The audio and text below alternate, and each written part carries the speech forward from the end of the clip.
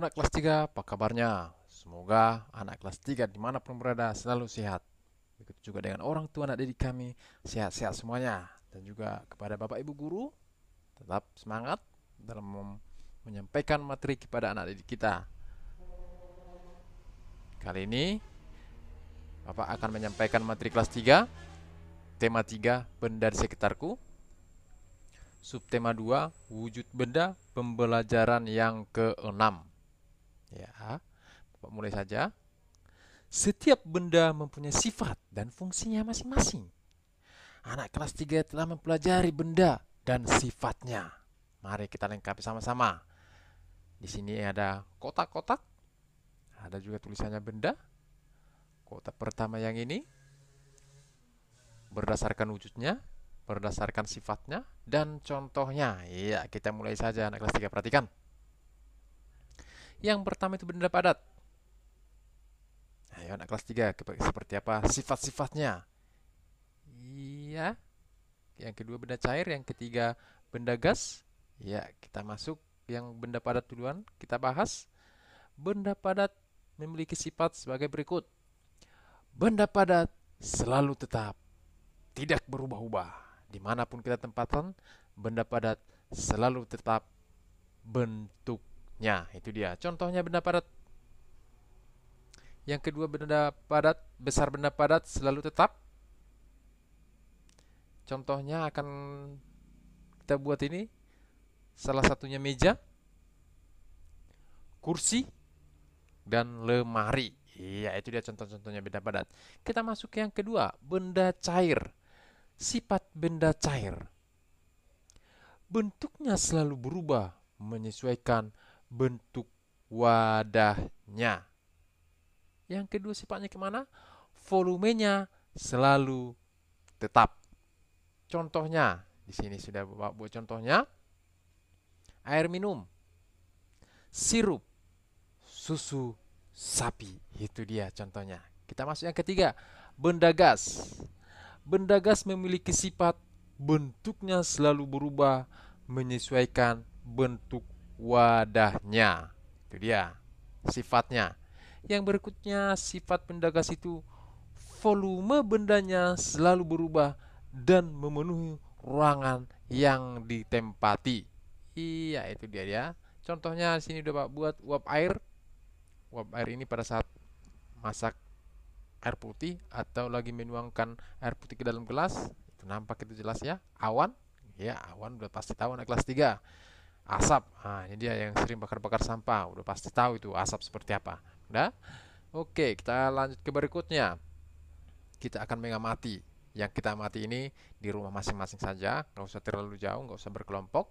Kita harus tetap menjaga kesehatan.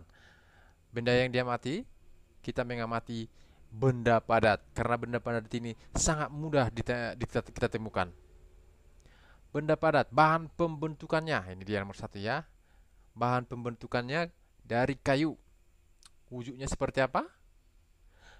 Kursi. Wujudnya kursi. Dan fungsinya adalah sebagai tempat duduk. Kenapa yang ini Bapak buat? Karena mungkin setiap siswa-siswi di rumahnya mungkin ada rata-rata sudah memiliki kursi ya. Oke, yang kedua bahan pembentukannya kayu juga. Wujud bendanya meja makan. Fungsi meja makan itu apa? Menaruh makanan dan minuman untuk dimakan pada saat kita mungkin makan sarapan pagi ataupun siang ataupun malam.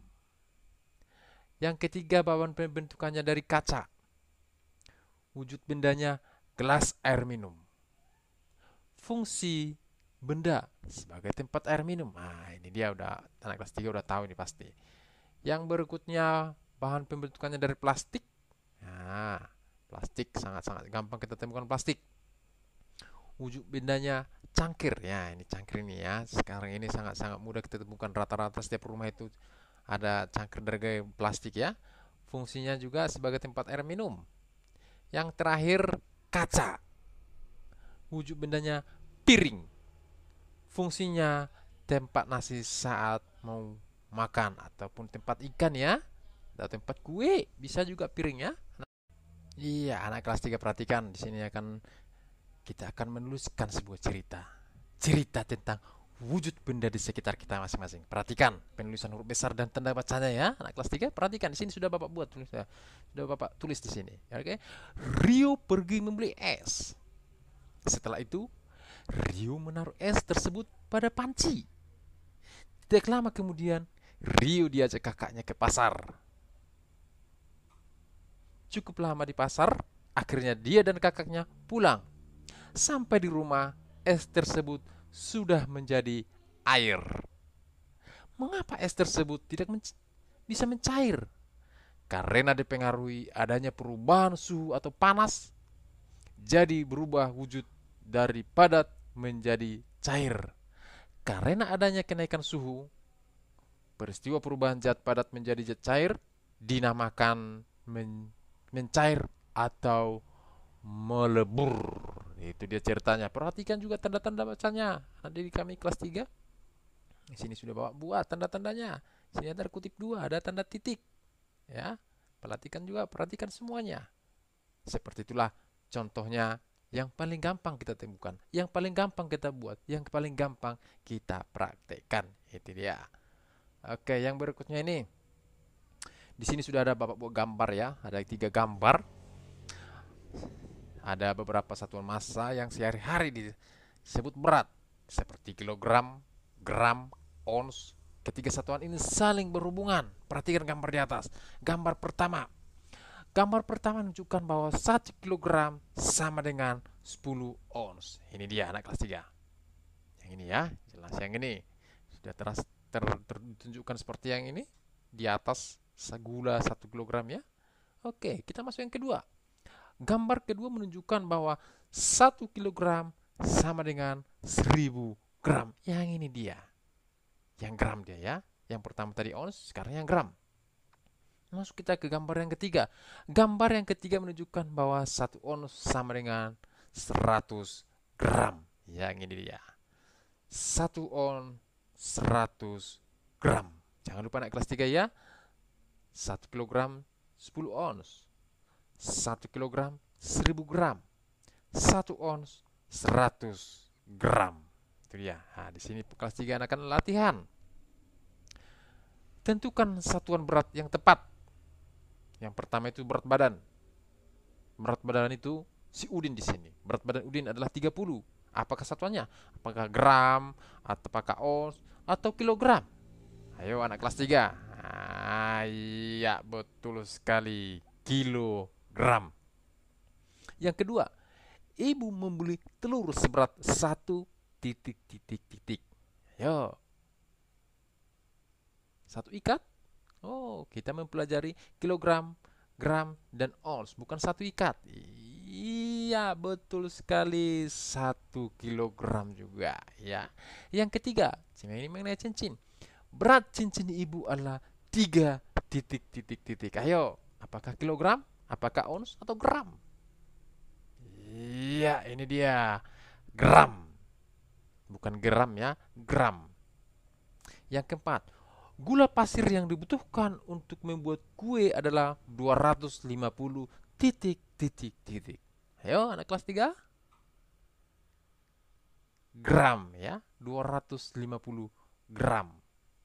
Oke, yang terakhir, ibu memerlukan bawang seberat 100 titik-titik untuk memasak. 100 apa ini ceritanya?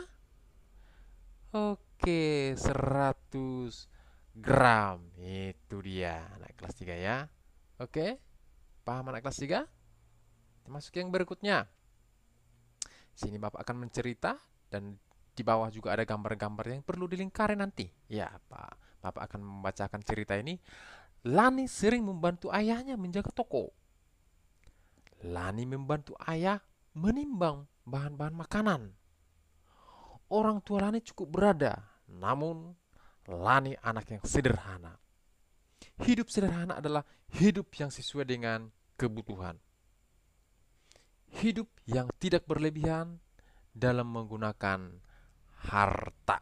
Oke, Bapak sudah membacakannya. Diskusikan dengan teman sekelompokmu. Lingkari kata-kata berikut yang sesuai dengan lingkari kata-kata berikut yang sesuai dengan hidup sederhana. Ayo, di sini sudah ada 10 gambar ya. Ada rendah hati, mubazir, pelit, secukupnya, boros, berlebih-lebihan, cermat, berbagi, sombong, hemat. Ayo naik kelas 3. Yang pertama yang mana? Ayo, hidup sederhana.